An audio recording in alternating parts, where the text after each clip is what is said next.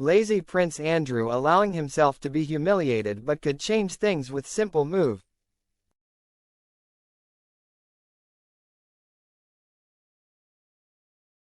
The challenges the Duke of York has faced during the past 5 years have been well documented, with his apparent determination to stay at his Royal Lodge home in Windsor being the latest bone of contention.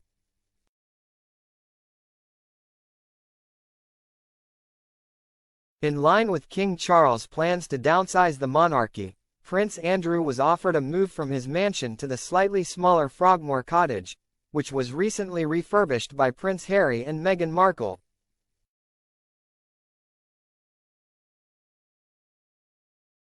And, after claims that Queen Elizabeth II was also considering following a similar path as King Charles and having her second son move out of Royal Lodge, a leading royal expert has questioned why the Duke is allowing himself to be so humiliated.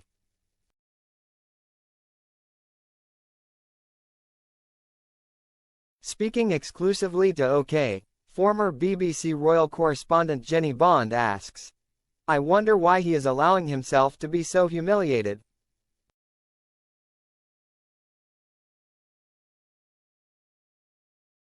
She continues, "He could live at Frogmore, which has enough room for Fergie and the rest of the family to visit when they want.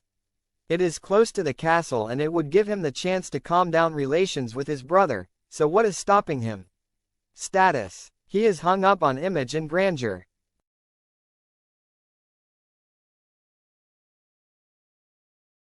While Royal Lodge has a rich and fascinating history, much of which is tied to the life of Queen Elizabeth, the Queen Mother, recent pictures highlighted the home's state of disrepair, something which Jenny says will have made the late monarch consider other possibilities.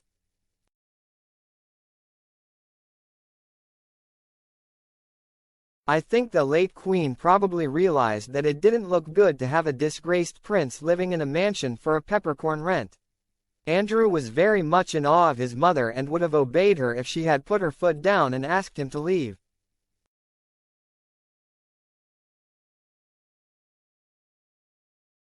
Charles's big squeeze on his brother has been a long time coming and his patience has run out. It is interesting that the Queen was apparently of a like mind.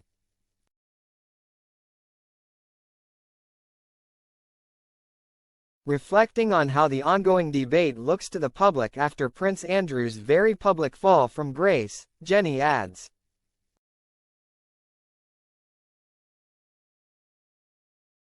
"This is not just money, it is how it looks, an idle and disgraced Duke swanning around on his horse, watching aircraft taking off or landing on a big screen and driving his Range Rover about his sizable estate with no visible means of income except what his mother, and now his big brother, choose to give him.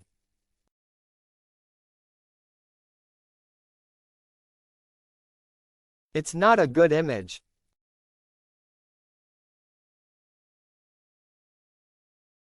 It has often been reported that the plan was to have the Duke move from Royal Lodge and relocate a short distance away to Frogmore Cottage, which was vacated by Prince Harry and Meghan after they gave it a £2.4 million renovation.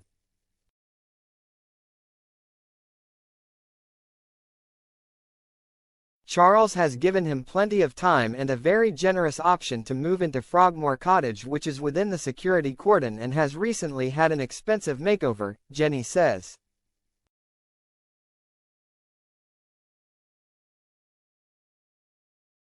"Yes, that's just the cost of the renovation, far more than most people dream of having in their entire lifetime.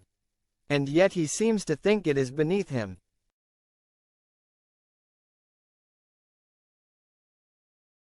What's the answer? Earn his living, but the reputation of the monarchy is at stake and Andrew has shown profound lack of judgment, at the very least, over his friendship with the convicted late pedophile Jeffrey Epstein.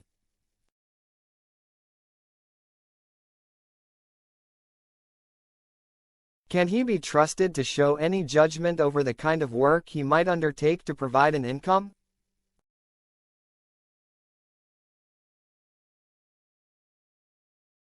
Since 2004, Andrew has resided at Royal Lodge on the Windsor estate, which he now shares with his former wife Sarah Ferguson. Before he moved in, it was a much-loved retreat for Queen Elizabeth, the Queen Mother.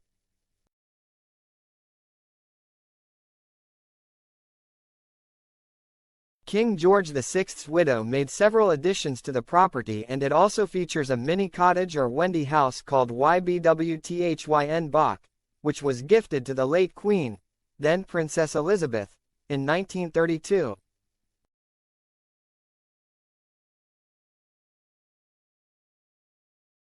Even after the king died in 1952, it was still used as a grace and favor home by the Queen Mother up until she died there in March 2002, with the late Queen by her side.